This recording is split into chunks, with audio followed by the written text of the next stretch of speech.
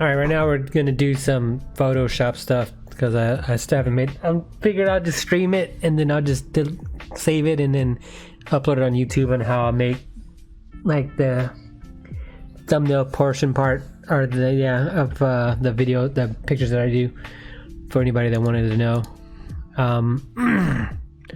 So basically, all I do is I get the render that I made. If y'all want to know how I make these renders, then that's basically another whole video in itself. And I'm gonna use this one. This one seems pretty easy. I can use. What we're gonna do now, we're just gonna move this around a little bit. Probably about right there. So, what I like to do, what I first like to do, I like to get a background on there first. Just, you know, you can either go in Codcaster or you can just Google search. Just like just backgrounds, whatever the map is or whatever you want, and just Google search it and they'll pop up. Usually I just go to Codcaster and I just pull them out of Codcaster. I can pick one easier that way. Let's see which one would be a good one.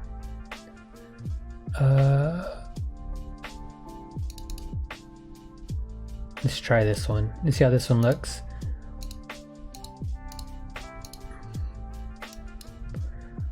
Okay, so now here's like another thing. You want to make it look as realistic as possible. You just don't want to throw it on there and then it just doesn't look right. So you just Control T in Photoshop, which will select the whole thing, make sure it's on the background picture, and just resize it down because you're gonna make it actually a lot bigger. And then you kind of just want to move this around to where it looks natural, like he's actually in the picture. So right there looks pretty good, right? Let's go back to the original size. See, that looks pretty original. Like that's where he would be if he was actually running. What I like to do, I like to blur the background. It's because I want the focus to be on the weapon, not so much on the background, because the background it's like secondary. I go to filter, blur, Gaussian blur, and this really depends on you. If you want to like really blurry, less blurry. I like to keep it like around like 6 or 7, and then hit OK. And then I like to add a radial blur. The radial blur, you always want to keep it either like around 2 or 1 on the amount, and then hit OK. It kind of like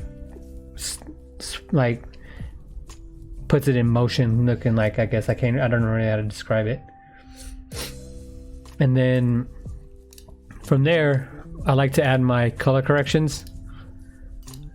Now, I'm not quite ready to give out my color corrections, but if you want to just like not Google search, but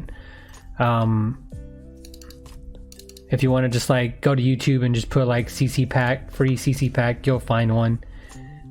But it's always important to have always color correction, because you see how my color correction makes it look. So if I was to turn it off, that's what it looks like. But when I turn it on, it makes it more vibrant, makes it pop. So that's what I like to do. I like to make sure I just add my color corrections on there. It just makes it look a whole lot better.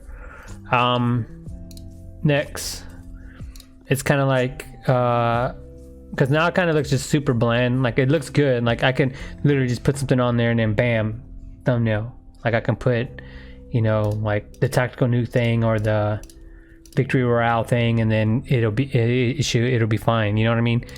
But we want to make it stand out a little bit more. What I like to do is I like to put smoke in there. Just Google search again, like gray smoke, transparent background or whatever. So you don't have to worry about cropping it out. And then I like to put it over the gun a little bit, and I like to move it over, and I like to put it at an angle and size it up. Like you won't, like for right now, like for y'all, it doesn't look like you can tell, but it kind of makes it look more natural. And then kind of just turn the opacity down just a little bit. And then after I add smoke, I like to add like little sparks in the background. You can pretty much add anything, kind of a spark in the background. I like to use these little amber sparks. And I like to put like between the background and the weapon. I add 2 of them actually. I'll show you how I do it.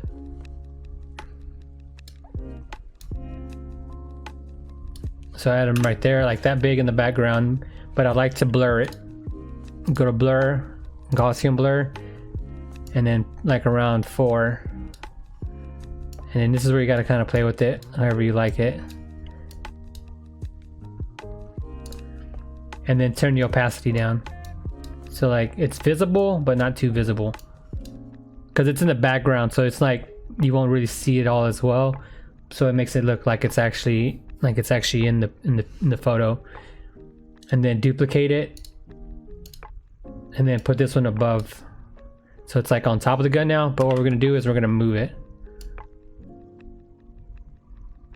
And then we're gonna rotate it a little bit. And then we'll put it like right there. So now that we got that, it's now starting to look a whole lot better. We don't need no more sparks. Now we're gonna put a couple lens flares on there to make to bring the eyes to the weapon. And then once again, all you gotta do is just go to like Google search and lens flare, and then find one with the transparent background. And these, like, you don't want to put too many in there, but you want to put enough to where like it looks good. You know what I mean? Because if you put too much, then it won't look natural. So you can put that there, and I just kind of just put it right there above it, and then we'll duplicate this, and then we'll move it over. We'll try like right here or something.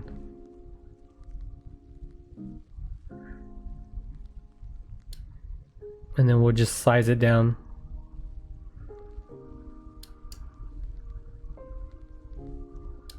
And we'll rotate it so it'll be even with the line, and then we'll just line it up.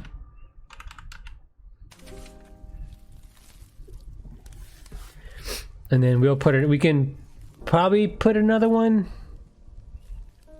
Like let's put one on the magazine, see what it looks like. If it doesn't look good, then we'll get rid of it.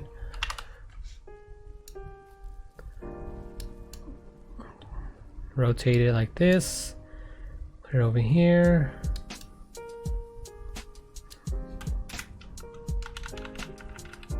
And see how it's straight, but it's kind of curved. What we'll do is we'll go to edit, transform, and warp, and then now we can actually rotate it to fit the lines of the magazine. See how now it looks a lot better. And I can actually like it rotates with the magazine itself.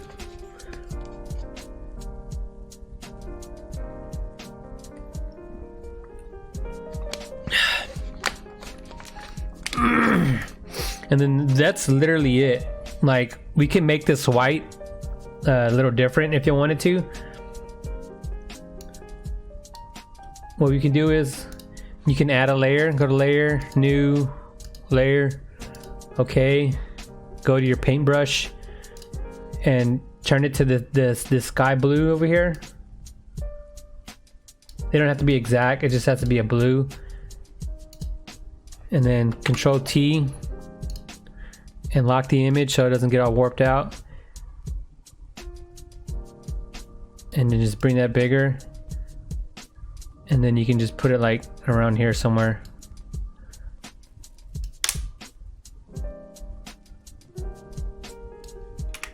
So you can do something like that if you wanted to.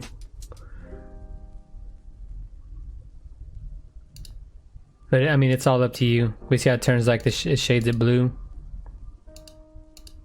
So we can do that. And then now this all depends on what you want to do. If you want to add more stuff to it, like where is it at? think this is the one I did. Yeah.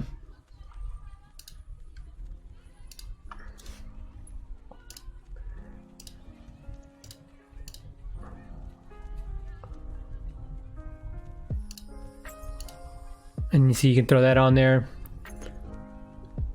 But we kind of want it like, let's put it back up there. And then this blue, we can turn the opacity down a little bit. We don't need it that bright. Actually, let's just get rid of it. See, and you can add that on there.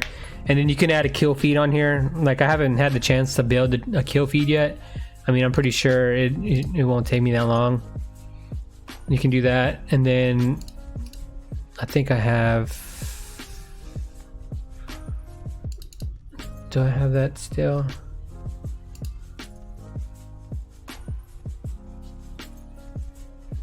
No, I don't have it.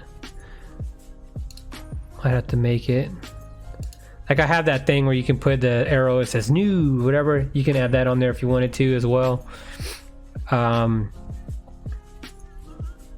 What else do I need to add on here that I usually add to these stuff?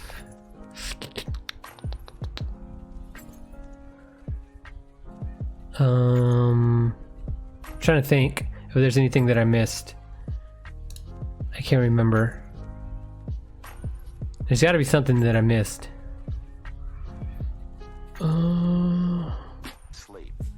I think that's it. That's basically all you have to do. Now, if you want to know how I built this, how I did this right here, if this video gets like 30 likes, and then I'll make a tutorial on how I make these renders. That's a whole nother video in itself. So yeah, so 30 likes.